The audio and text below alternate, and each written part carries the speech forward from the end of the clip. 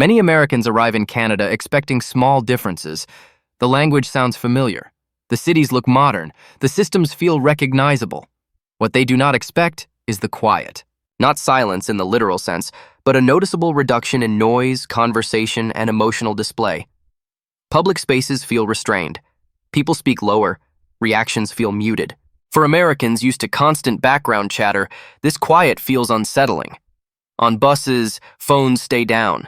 In shops, conversations stay brief. In elevators, silence fills the space without apology. Americans often feel pressure to fill silence, to smile, to speak, to acknowledge. In Canada, silence is not awkward. Silence is normal. This difference creates discomfort early. Americans wonder if something is wrong. They assume tension where none exists. The quiet habits in Canada are not about coldness or distance. They reflect a different understanding of respect, space, and social balance. Quiet here functions as courtesy, not withdrawal. But for Americans, it feels like stepping into a room where the rules changed without explanation. Public silence stands out first. In many American cities, noise equals life. Conversations overlap. Strangers comment freely. Background sound never stops. In Canadian cities, especially outside peak hours, public spaces feel intentionally calm. People avoid unnecessary noise. Phone calls stay short. Voices rarely rise. Americans often notice this on public transit. No loud conversations, no shared commentary, no collective reactions. Each person occupies their own space quietly. This behavior feels isolating at first. Americans interpret silence as social distance.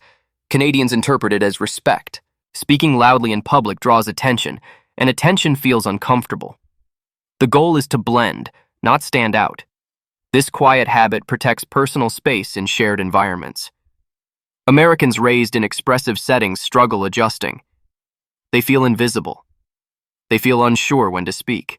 Over time, some Americans learn to appreciate the calm. Others feel emotionally disconnected. The habit itself remains neutral. The discomfort comes from expectation mismatch, not intention. Personal space in Canada feels larger. Americans notice it in lines, sidewalks, and seating. People stand farther apart. Physical closeness happens slowly. Casual touch feels rare. Americans use proximity to signal friendliness.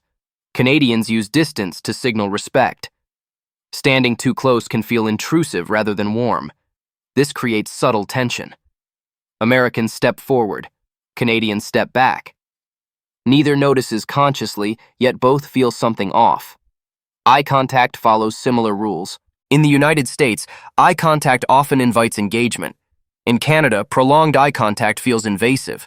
A brief glance acknowledges presence. Anything longer demands explanation. Americans accustomed to expressive nonverbal cues feel disconnected. Canadians remain comfortable. Quiet habits preserve emotional privacy. They reduce confrontation and social friction. Americans feel unsure how to connect without physical or verbal affirmation. Canadians trust consistency over expressiveness. This difference shapes every public interaction quietly and continuously. Public behavior in Canada follows rules few people explain out loud. These rules show up in how people move, react, and respond in shared spaces. Canadians avoid drawing attention to themselves. Loud reactions feel unnecessary. Strong emotions stay contained. Even moments of frustration remain controlled. Americans notice this quickly. In the United States, emotional expression signals honesty. Showing excitement, annoyance, or enthusiasm feels natural and acceptable. In Canada, emotional control signals maturity and consideration. Raising your voice, reacting strongly, or expressing frustration publicly feels disruptive rather than authentic. This difference creates internal tension for Americans. They begin to monitor themselves constantly. They speak less. They hesitate before reacting. They suppress natural responses. Over time, this self-monitoring creates fatigue. Silence stops feeling neutral and starts feeling heavy. Canadians rarely notice this shift. For them, the environment feels stable and calm. No one dominates the emotional space. Everyone remains comfortable. Americans often misinterpret this restraint as emotional distance or lack of interest. The truth lies in intention. Canadian public behavior protects shared comfort. Emotional restraint reduces conflict, judgment, and social friction. Americans feel constrained not because something is wrong, but because their emotional instincts operate differently. Without feedback or correction, Americans guess how to behave. That uncertainty adds pressure. The quiet habit does not reject emotion. It delays it until the right setting. Social bonding unfolds differently under quiet habits. Americans build closeness through conversation. Sharing stories, opinions, and personal experiences creates trust. Silence during early interactions feels awkward. Canadians approach bonding through consistency rather than disclosure.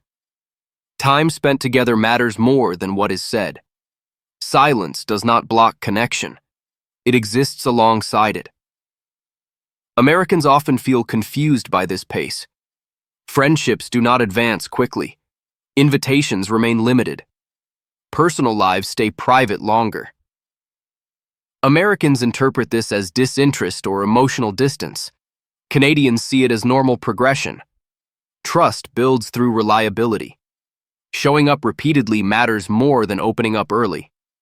Quiet habits act as filters. Not every connection moves inward. Private space holds value. Home invitations signal deeper trust rather than casual friendliness. Americans used to open homes and spontaneous plans feel stalled. They wait for signals that never arrive. Canadians assume patience. Neither side intends harm. The mismatch creates frustration. Americans feel emotionally hungry. Canadians feel socially balanced.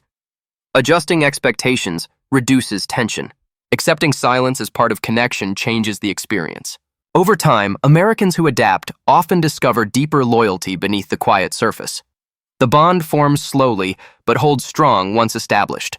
Work environments reflect these habits clearly. Canadian workplaces prioritize calm efficiency. Meetings stay focused. Personal topics remain limited early. Emotional language stays restrained. Americans often bond at work through shared stress, humor, and personal stories. Canadians bond through professionalism and reliability. Silence during meetings feels productive rather than uncomfortable. Americans interpret quiet rooms as disengagement or lack of enthusiasm. Canadians interpret them as respect for time and focus. Feedback arrives carefully. Criticism softens through wording. Praise stays modest. Emotional reinforcement appears subtle. Americans rely on affirmation to measure performance. Canadians rely on structure and consistency. This difference shapes morale perception. Americans feel unseen despite fair treatment. Canadians feel satisfied without emotional validation. Quiet habits reduce workplace conflict. They limit emotional volatility.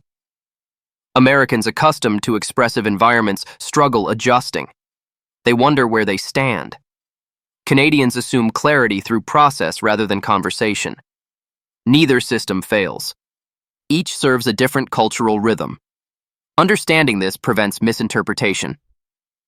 Silence in Canadian workplaces signals stability, not indifference. Affirmation, structure, consistency, morale perception, emotional validation, workplace conflict, emotional volatility, expressive environments. Silence. Canadian workplaces signals stability, indifference.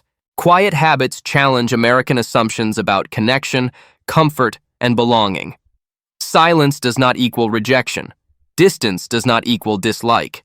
Calm does not equal emptiness. Canadians express care through actions rather than words. Respecting time, honoring boundaries, and maintaining consistency signal consideration.